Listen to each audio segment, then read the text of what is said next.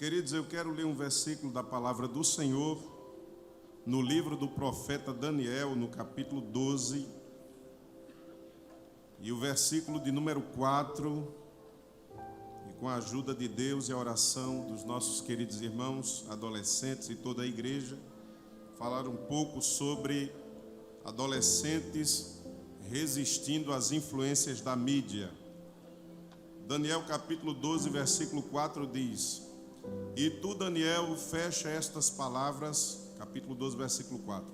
E tu, Daniel, fecha estas palavras e sela este livro até o tempo do fim.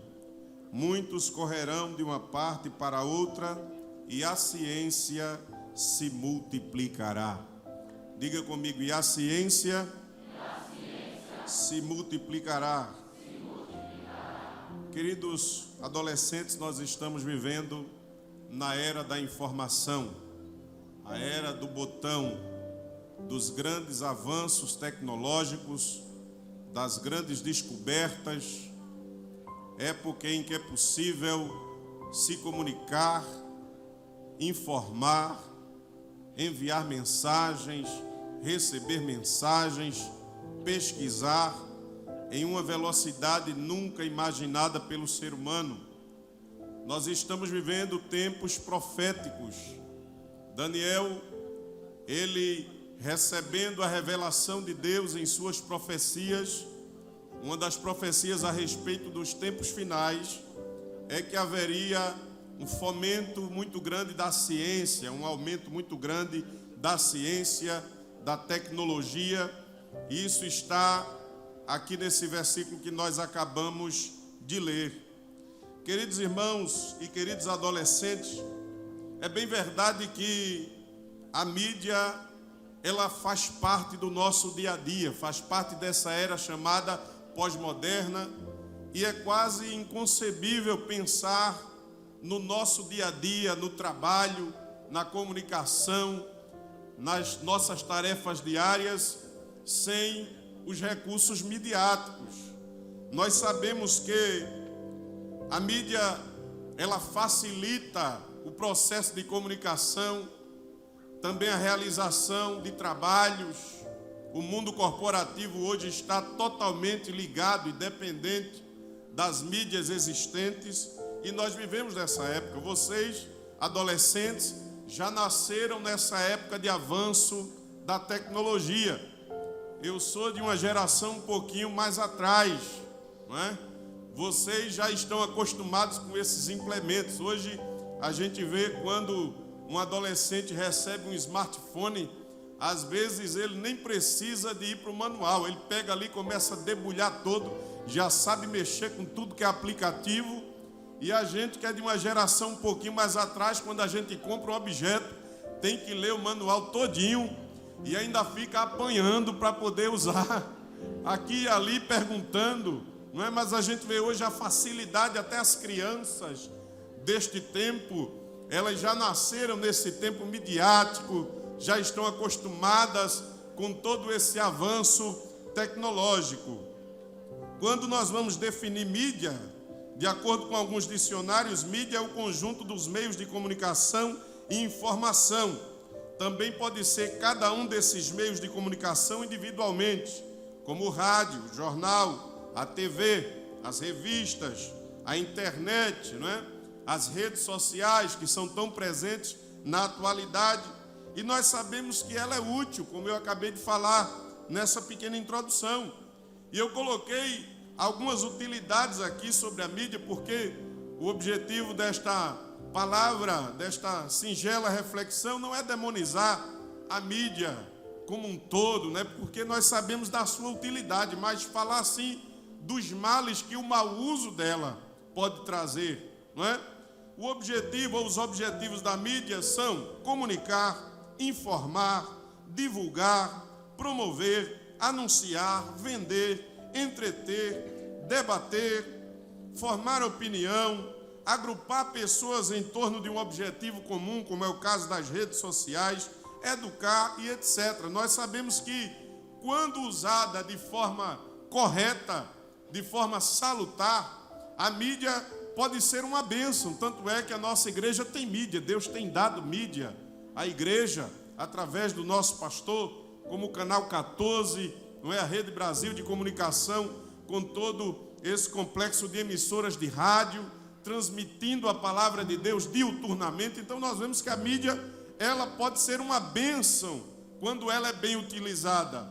Mas, queridos, nós queremos falar hoje, dentro do tempo que nos está proposto, sobre as más influências da mídia, sobre o lado negativo da mídia, o que a mídia é capaz de fazer, de influir, porque nós sabemos que a mídia tem o poder de formar opinião, ela tem o poder de influir no comportamento de uma pessoa, de formar os pensamentos, de formatar a opinião de uma pessoa, e é aí onde está o perigo. E eu quero falar sobre alguns desses males ou dessas más influências. E o primeiro mal causado pelo uso excessivo da mídia, que eu quero abordar aqui, é a perda de tempo. Nós estamos vivendo em uma época em que as pessoas estão adquirindo um vício novo, que alguns especialistas chamam de hiperconectividade. As pessoas estão cada vez passando mais tempo com as mídias, passando mais tempo com entretenimento proporcionado pela mídia, estão usando cada vez mais os seus aparelhos eletrônicos para receber novidades, e a neurociência já prova que o cérebro, ele tem uma necessidade de estar sempre adquirindo novas informações, e com base nisso, a mídia está cada vez mais aumentando esse leque de informações, e essas informações vêm numa velocidade cada vez maior. Mas muita gente está cada vez mais perdendo tempo. Há casos de pessoas que conseguem passar até 8 horas conectadas na internet. Você já pensou o que é um ser humano passar 8 horas olhando para um monitor?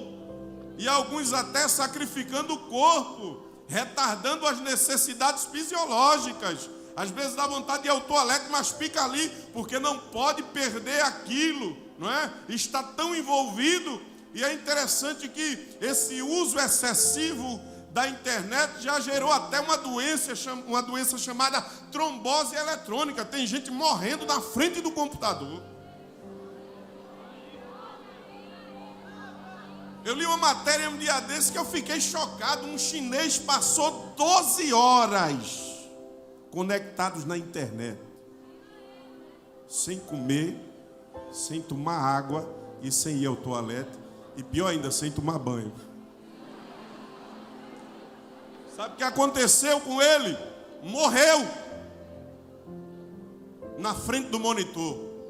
Acabou-se a sua vida na frente de uma tela. E é o que está acontecendo com as pessoas nesse tempo: o vício, a perda de tempo.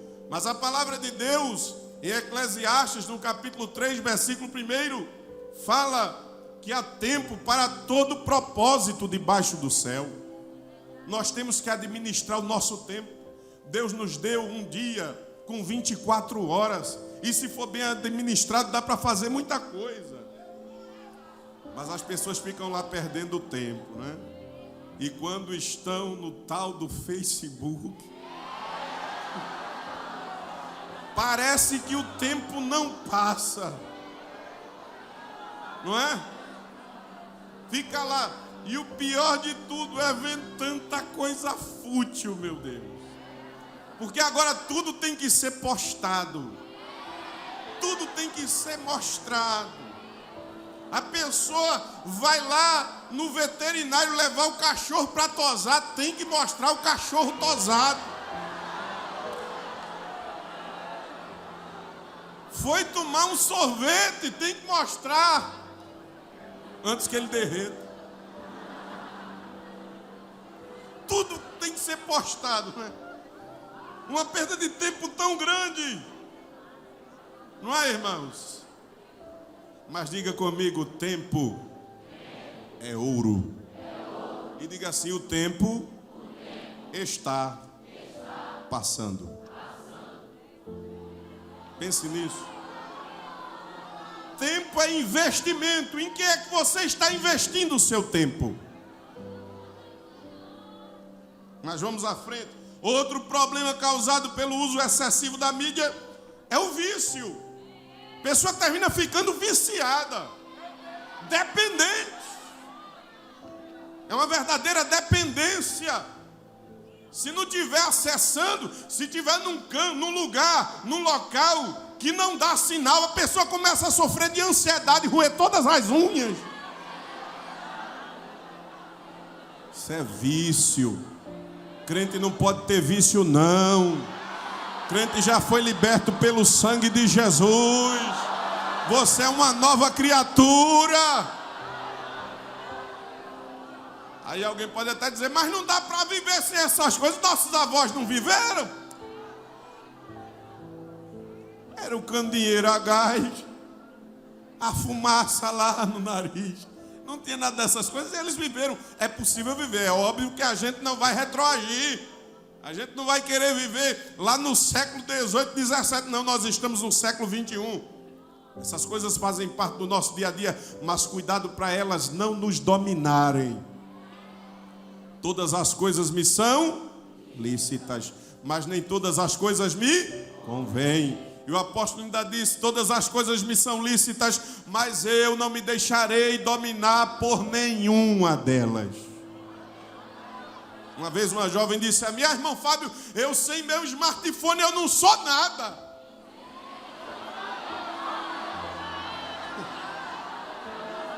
Eu disse, sem Jesus é que você não é nada, minha filha. Que a gente vive sem smartphone. Se não tiver condição de ter um, e se tiver condição pode comprar. Agora só não fique viciado. Não é? Mas a Bíblia diz em Daniel, capítulo 6, versículo 4, que Daniel era um homem que não tinha nem vício e nem culpa.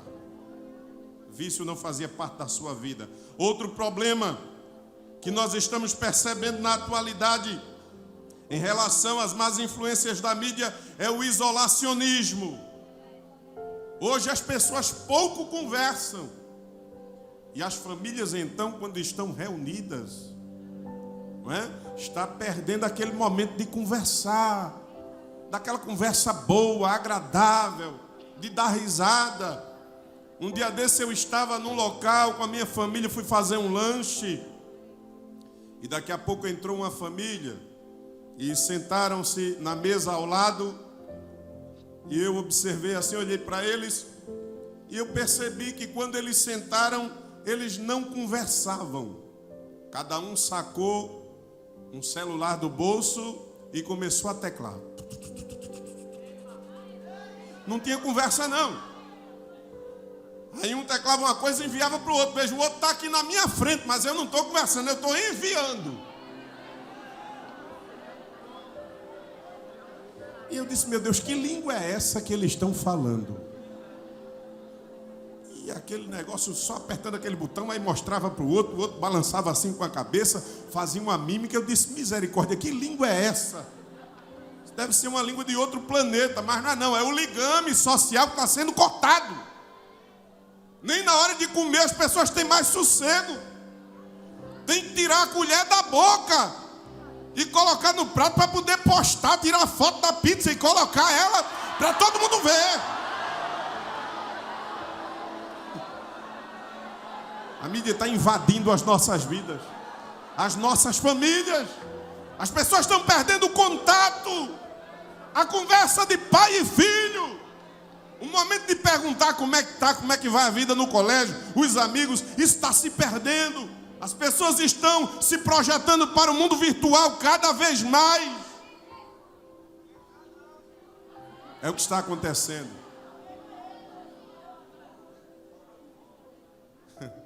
Você é que não pode deixar isso acontecer.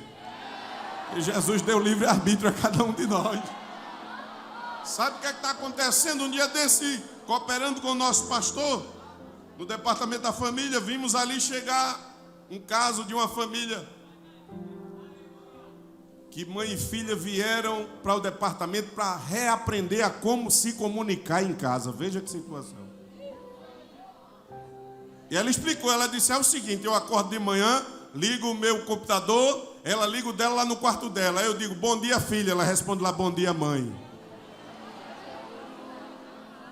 Café está pronto na cozinha. A filha diz de lá, eu já estou indo para lá.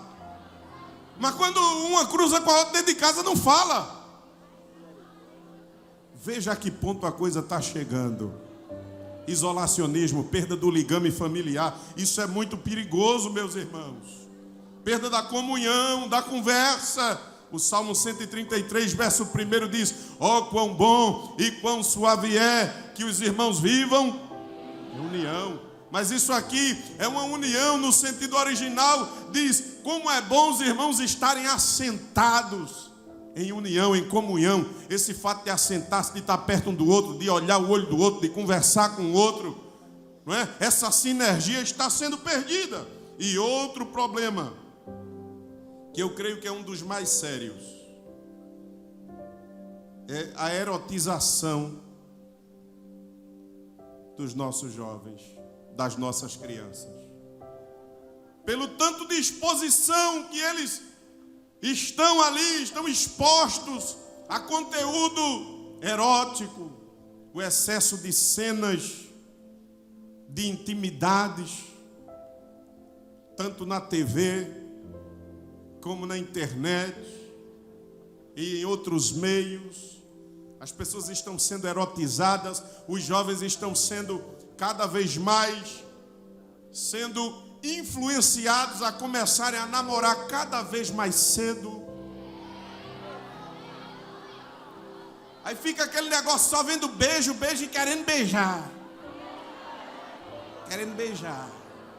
Vai chegar o tempo de tu beijar. Tem calma.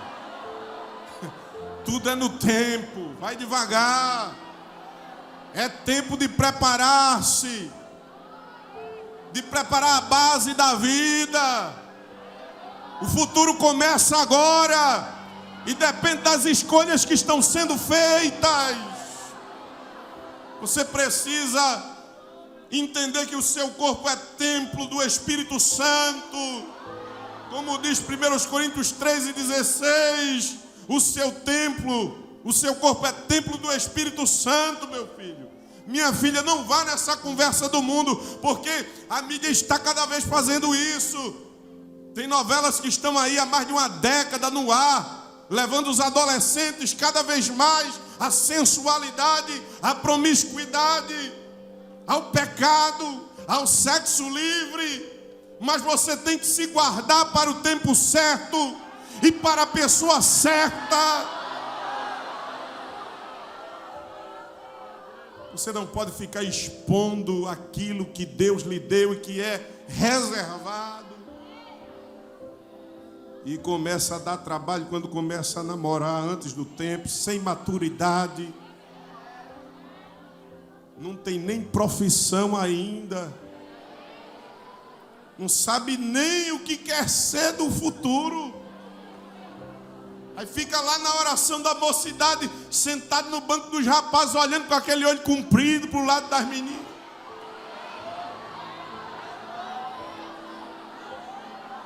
Fica piscando o olho. Se eu fosse uma moça, eu dizia, vá lá no oftalmologista, que você está com problema de visão. Eu não vou namorar nem tão cedo, eu vou me preparar para o futuro. Fica na escola perdendo momentos preciosos. Às vezes o professor está dando lá uma fórmula matemática muito importante e você está lá recebendo mensagem, mandando mensagem, I love you. Tu vai ver o I love you quando tu te casar. Está lá o professor passando lá uma equação do 2º grau, dando regras de gramática, de ortografia, e você perdendo, mandando mensagenzinhas românticas. Tudo tem o seu tempo. Olha,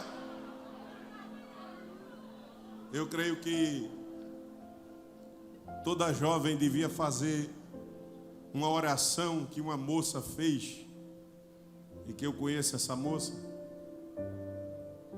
E um dia ela, na adolescência, ela disse assim: Jesus, toma a chave do meu coração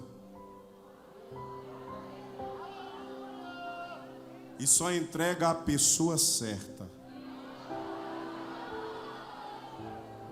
Pois não é que Jesus entregou logo a mim?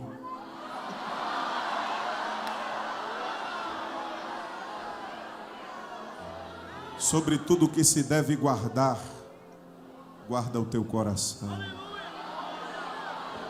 Você pode dizer isso a quem está perto de você: guarda o teu coração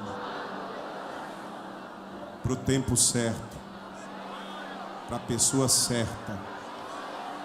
Deixa de agonia, deixa de pressa. O teu corpo é templo de Deus. Tudo tem um tempo.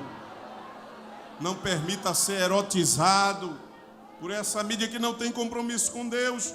Outra coisa que eu percebo, querida igreja do Senhor, amados adolescentes, um dos grandes males da mídia é a indução ao consumismo. Nós estamos vivendo o tempo em que estão passando a ideia de que ter é mais importante do que ser. Você já percebeu isso? Tempo da descartabilidade das coisas. As coisas estão cada vez mais descartáveis. Você compra um aparelho hoje com 6 meses, já aparece um 2 vezes mais moderno do que aquele. Há um tempo atrás, quando a gente comprava um computador, a gente ia ajeitando ele de pouquinho. Comprava lá a CPU, o monitor, depois ia colocando um monitor melhor, depois ia aumentando a memória, não era? Era assim, mas agora já vem com tudo, não é? E cada vez mais as coisas estão ficando mais descartáveis. No tempo dos nossos pais, uma geladeira durava 20, 30 anos. Ainda tem casa que a gente chega, tá lá aquela GE desse tamanho, funcionando, e é gelo, não é? Hoje as coisas estão cada vez mais descartáveis, mais descartáveis. E outra coisa, estão querendo passar para a gente essa falsa ideia que você só é feliz se você entrar nessa onda de consumo. Ele mostra lá uma atriz que passou 3 horas dando uma chapinha no cabelo. Aí depois bota um ventilador em cima dela e ela fica com o cabelo fazendo assim. Não é? Aí aquela voz lá, aparece lá, no fundo do áudio dizendo assim: você precisa disso. Né? Como se você só fosse feliz se usasse aquilo.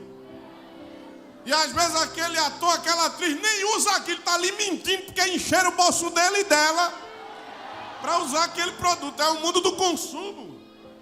Você tem que ter tal coisa. Você só é feliz se tiver tal coisa. Você só vai ser feliz se tiver tal carro. Se você tiver tal roupa. Se você for assim, não.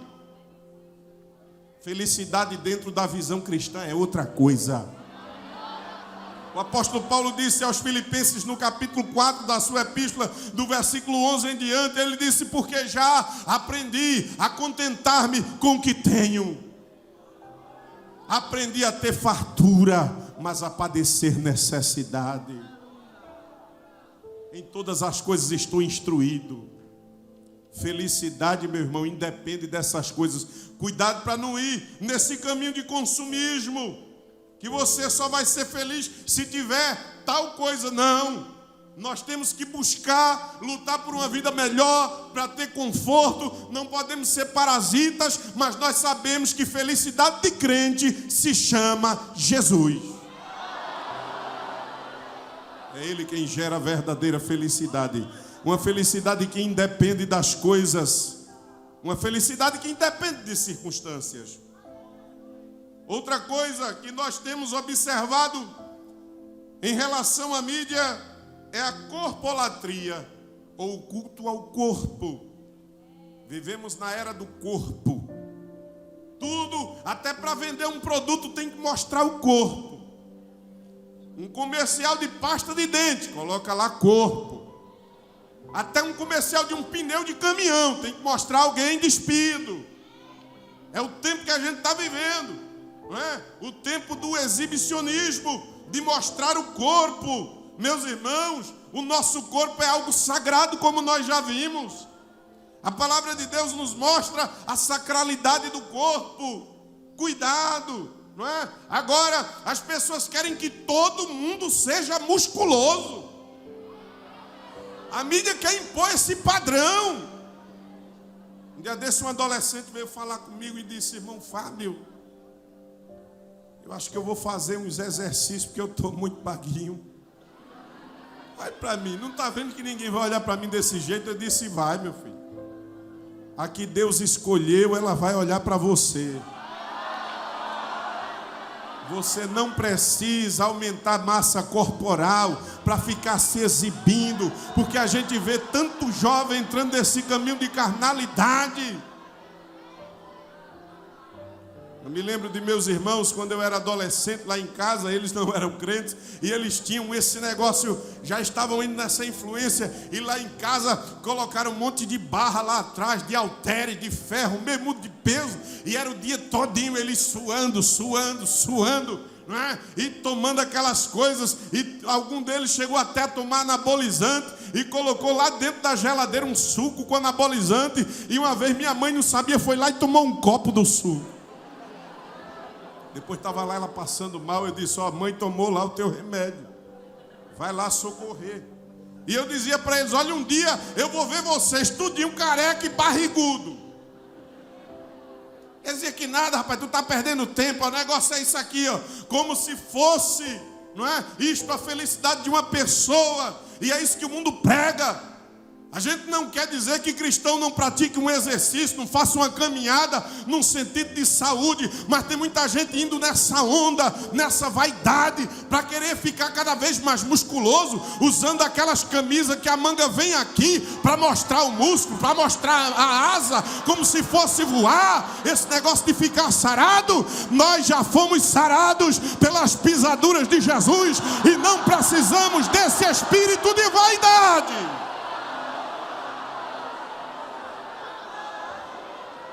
Isso é carnalidade. É um espírito de exibicionismo.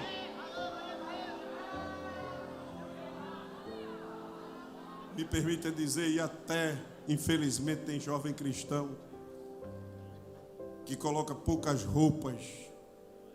Quando vai a um lazer, tira uma foto, bota lá para todo mundo ver o seu corpo. Como se fosse verdura na feira que todo mundo vê. Como se fosse uma mercadoria, um produto barato. O que Deus deu a você é muito precioso, tem valor. A nossa vida tem que estar escondida em Deus e não na vitrine do diabo. Outra coisa, um outro problema que percebemos em nosso tempo é a degeneração cultural. As pessoas estão cada vez mais tempo nas redes e lendo menos.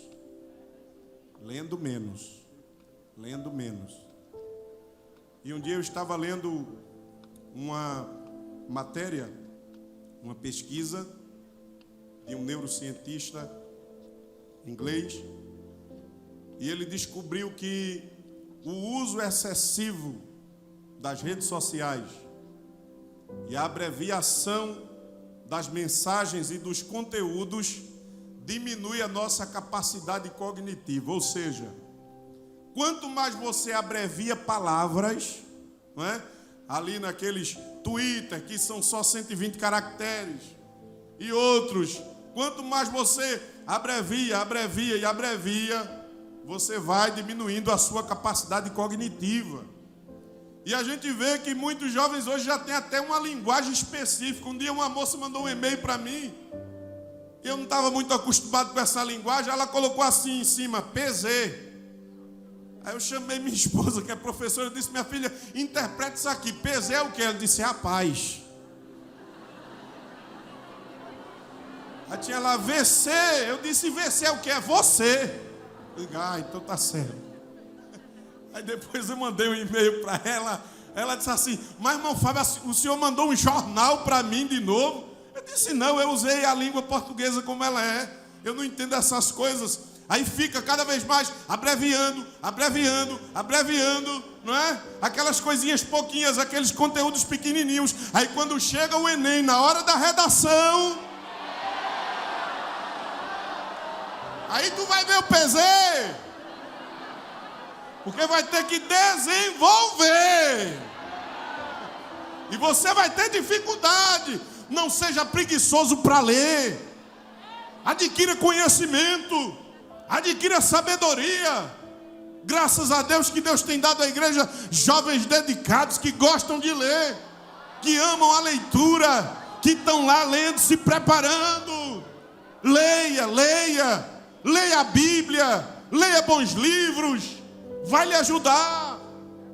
Lá na frente você vai precisar. E eles vão lhe ajudar. Eles vão lhe ajudar. Olha, eu venho de uma família muito pobre. E lá em casa minha mãe não tinha condição de dar a gente muita coisa em termos de tecnologia e de entretenimento. Mas minha mãe, mesmo sendo uma pessoa sem muito conhecimento, ela nos instigava a ler. Ela dizia, vá ler, meu filho. E morando numa casinha, numa comunidade, mas eu tinha lá uma estantezinha com alguns livros e ali eu me deliciava naquelas leituras. Lendo, pegava a Bíblia, lia a Bíblia, lia, pegava bons livros, lia. E aquilo estava ajudando. Você vai ter um bom vocabulário, você vai se comunicar bem, você vai entender as pessoas. Não tenha preguiça de ler, não seja preguiçoso para adquirir conhecimento. Porque tem jovem que diz assim, eu sou filho do rei, precisa disso não. Aí vai o filho das trevas, se sacrifica e passa na frente dele, porque Deus não dá valor a quem é preguiçoso. Mas aqui está uma geração que Deus vai dar cada vez mais conhecimento, que vai entrar em muitos lugares para fazer a diferença. Aleluia, glória a Deus. Isso aqui não é clichê de pregador não. Eu tenho certeza que aqui Deus tem pessoas para colocar dentro de faculdades, para colocar dentro de grandes universidades, para ser pensadores e influenciar essa geração. E eles estão aqui. Eles estão aqui. Eles estão lá ralando, se sacrificando, pagando o preço. Se sacrifique. Aleluia. Eu me lembro de um tempo que eu fazia um cursinho e tinha um amigo crente, a gente estudava na mesma classe. E a gente morava no mesmo local, praticamente na mesma rua, e sempre íamos juntos para esse curso. Às vezes eu emprestava passagem a ele, às vezes ele emprestava a mim. E eu me lembro que um dia eu fui só e ele demorou a chegar. E quando ele chegou, que veio falar comigo, ele estava com um cheiro meio esquisito. Eu disse, rapaz, que cheiro é esse? Fulano, ele disse, rapaz, se eu te contar você não vai acreditar. É o seguinte, quando eu ia sair não tinha passagem, minha mãe não tinha com quem pegar, nem a quem pedir emprestado. Mas quando eu ia passando, saindo na rua, ia passando o carro do lixo na frente de casa. Eu disse, vocês vão para que lado? Disse, vai para tal canto. Era o lugar justamente do curso. Ele disse, olha, deixa eu ir com vocês também. Aí o rapaz lá disse, vem, sobe aí, irmão, te pendura aí. Agora tem uma coisa, não é de graça não, tem que ajudar. E ele foi até no cursinho jogando saco de lixo dentro do carro do lixo. Mas eu olhei para ele e disse, olha fulano, Deus vai te abençoar tanto ainda. Deus está vendo o teu sacrifício. Aleluia. E Deus abençoou ele mesmo. Ele foi para a aeronáutica, fez concurso, passou para oficial, construiu a casa da mãe. Deus deu a ele uma esposa crente. É um homem abençoado, mas tem que ter sacrifício. Porque nada vem assim de paraquedas para a vida da gente. Tem que ter sacrifício. Outro problema, meus queridos irmãos, que nós observamos é a rebeldia desenfreada que nós estamos presenciando na atualidade. Uma geração de jovens que nós estamos vendo sem Cristo, depredando o patrimônio público. quebrando tudo, acabando com tudo. Não teme a Deus, nem aos homens, nem a polícia, nem as forças repressoras da sociedade. É o que nós estamos vendo. Um espírito de rebeldia que está tomando a juventude sem Cristo. E nós temos que tomar cuidado para que esse tipo de coisa não venha nos influenciar. Porque em Efésios capítulo 6, a palavra de Deus nos ordena ali, a partir do versículo 1, honrar o nosso pai, a nossa mãe. Em Romanos capítulo 13, a partir do versículo 1, respeitar as autoridades constituídas. Nós somos crentes. Para manifestar o nosso pensamento, não precisamos depredar nada, nós somos da paz. E quem não obedece pai e mãe, dificilmente vai se dar bem na vida. Tem que obedecer pai e mãe. Tem que honrar pai e mãe. Vivemos num tempo de rebeldia, de desrespeito aos pais, de falta de consideração com os mais velhos. Mas, queridos, eu também quero dizer aqui uma outra coisa em relação à influência da mídia, é que muita gente está tendo os seus sonhos e as suas projeções de futuro sendo totalmente influenciados pela mídia. E eu gostaria que você olhasse para mim agora, nesse momento, para a gente refletir um pouquinho nisso. E esse silêncio aqui é maravilhoso, viu? Esse silêncio é um silêncio de reflexão, que eu sei que vocês estão prestando bem atenção. Muita gente está estabelecendo o seu futuro em cima das ilusões que vê projetadas pela mídia. E eu pergunto, o que é que você decidiu ser no seu futuro? Você já pensou em que tipo de vida você quer ter? Em como você quer ser? E onde você quer chegar? E às vezes a mídia anuvia um pouquinho isso, enchendo a cabeça da gente de ilusões. Infelizmente tem gente querendo os holofotes, querendo Hollywood. Tem sim. Eu conheço um caso de uma jovem que ela veio me dizer que ela estava querendo deixar a igreja porque ela achava que era uma vida simples demais. Ela queria os holofotes. Ela queria chegar no topo. E eu disse, minha filha, chegar no topo sem Jesus não vale a pena. A gente vê tantas estrelas com tantos holofotes, mas quando entram em quatro paredes são infelizes. Não tem paz. Tem que se drogar.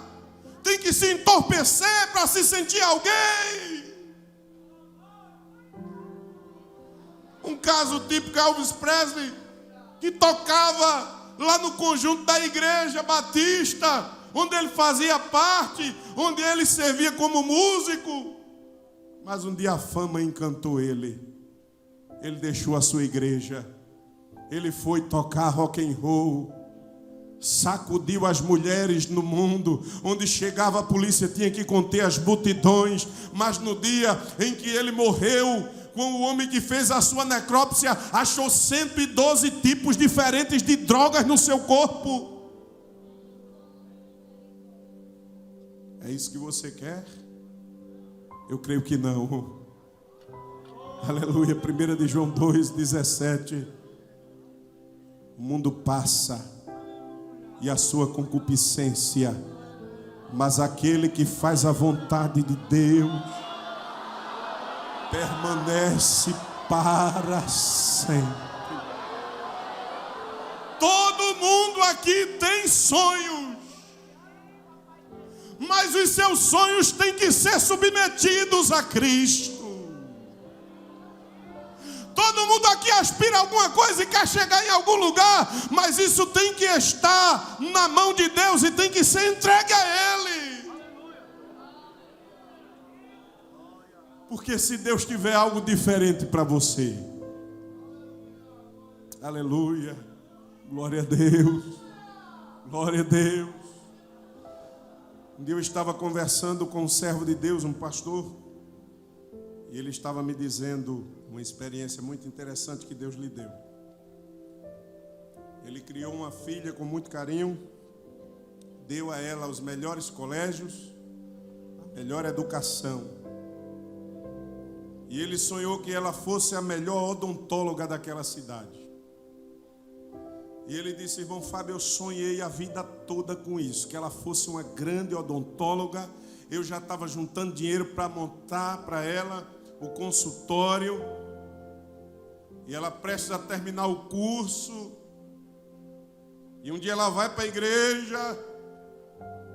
E quando ela está lá, Deus fala com ela. E ela chega em casa chorando: papai, eu quero lhe falar algo. Diga, minha filha, o que foi? Disse: olha, eu estava lá na igreja, fui para um trabalho, era justamente um congresso de jovens, um trabalho parecido assim com esse congresso de adolescentes. E ela disse: olha, eu estava lá naquele lugarzinho sentada, mas Deus falou comigo. E Deus disse que me quer lá na Amazônia, dentro de uma tribo indígena, cuidando deles e pregando o evangelho.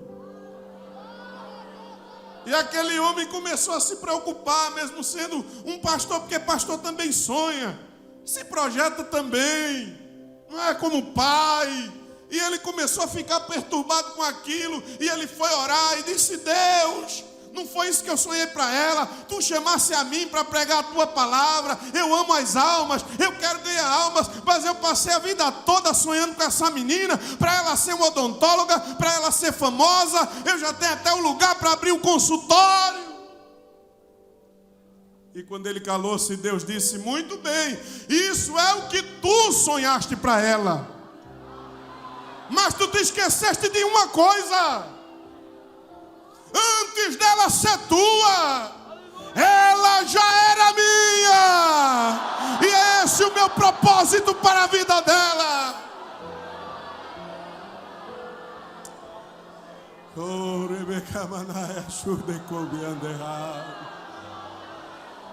Hoje, essa noite é uma noite diferente. Eu sinto a presença de Deus aqui, neste lugar. Deus está conosco. Hoje Deus está trabalhando nessa brisa suave de conscientização. Hoje é uma noite de troca. Aleluia. Troca é. Deus quer que você troque os seus projetos pelo dele. Porque tem fase na vida que Deus se encontra com a gente para mudar tudo que nós pensamos e tudo que nós alinhavamos. Eu sinto a presença de Deus aqui. Deus está redirecionando vidas e sonhos aqui nessa noite. Aleluia, aleluia, aleluia. Glória ao nome de Jesus. Eu me lembro quando eu estava com 23 anos, recebi uma proposta tentadora para sair do país, para ganhar bem, para ir para outra nação, um emprego, carro, lugar para morar, tudo. E eu estava feliz da vida.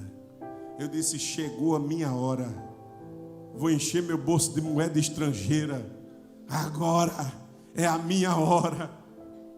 Aí um dia eu fui visitar uma irmã que estava doente. Para que eu fui fazer aquela visita? Quando nós estávamos ali, uma das irmãs do grupo que estava orando, Deus toma ela e vem na minha direção e diz assim: meu filho, tu sonhastes assim, ir para o outro lado, ganhar dinheiro, fazer assim, e ir assim, e andar assim. Mas eu quero te dizer que o meu projeto para ti é diferente. Eu te quero perto do meu servo, e tu irás sofrer com ele. Foi o que Deus me disse. Eu disse: meu Deus, ir para perto do teu servo, para sofrer com ele? Como é esse negócio? Eu não estava entendendo. trabalhando numa empresa, ganhando bem, quando na semana que eu estava para pedir demissão, no dia que eu fui pronto para pedir demissão, aí eu me lembrei do que Deus tinha falado, eu comecei a me perturbar, fui lá para o toalete, orar e dizer: Deus, eu estou confuso, me ajuda, tu me disseste assim, eu não posso passar na tua frente, eu não posso quebrar a tua vontade, eu não tenho nenhuma condição de fazer isso, me ajuda. Quando eu voltei para a sessão, o telefone tocou. O gerente me chamou na sala dele. Quando eu cheguei, tinha lá um pastor enviado pelo pastor da igreja. Eu disse: aqui é bronco, o negócio é sério. Um pastor e o gerente juntos, aqui é problema. Quando eu entrei na sala, o pastor disse: senta aí, meu filho. Olhe, o pastor Ailton mandou buscar você para trabalhar no Tempo Central. E ele disse que não é para perguntar a Deus, é para você ir. Você vai ou não? Eu disse: diga ao pastor que eu vou.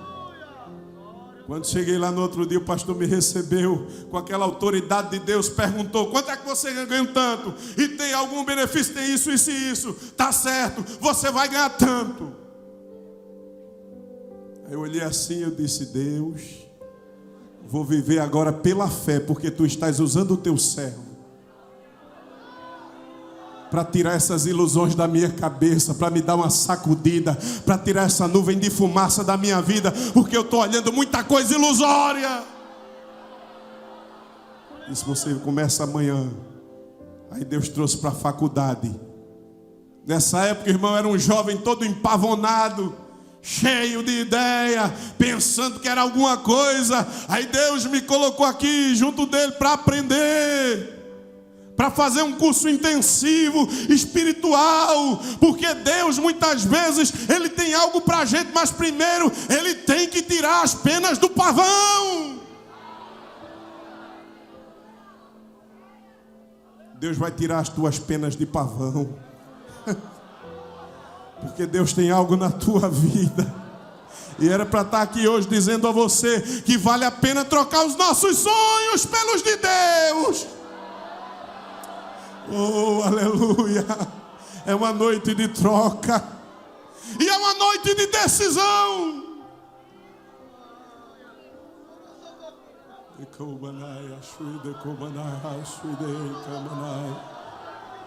Noite de decisão neste lugar. Você quer ser alguma coisa para Deus? Se Deus te quiser cuidando de algumas ovelhinhas lá no sertão, ajudando um marido crente, tu aceitas? Se Deus te quiser, meu filho, dentro de uma empresa, para ser uma luz, tu aceitas? Se Deus quiser te colocar numa faculdade para ser uma luz, tu aceitas? Mas se Ele quiser você em um lugar onde não tem holofote, em um lugar onde não tem primeira página, em um lugar onde não tem projeção, você aceita?